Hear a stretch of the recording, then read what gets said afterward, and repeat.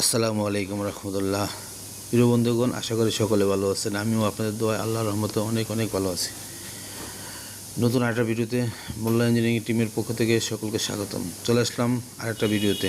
আপনারা জানেন মোল্লা ইঞ্জিনিয়ারিংয়ের কাজই হলো এয়ার কন্ডিশন অ্যান্ড রেফ্রিজারেশন নিয়ে। আজকে কাস্টমারের ফোন পেয়ে চলে আসলাম একটা এসির আউটডোর এক জায়গা থেকে অন্য জায়গায় রিপ্লেস করার জন্য। তো আপনারা ভিডিও দেখবেন, আমরা আউটডোরটা নামানোর জন্য চেষ্টা করতেছি। এটা একটা মিডিয়া এসির 5 টনের আউটডোর, মোটামুটি অনেকটা বাড়ি। তাই এটাই জানেন, আমাদের মোল্লা ইঞ্জিনিয়ারিং টিম সকলকে নিয়ে চলে এসেছি এই আউটডোরটা নামানোর জন্য। কারণ এখানে রিক্সের জায়গা, ইলেকট্রিক তার, ইলেকট্রিক লাইন সব কিছু এই জায়গায় আছে।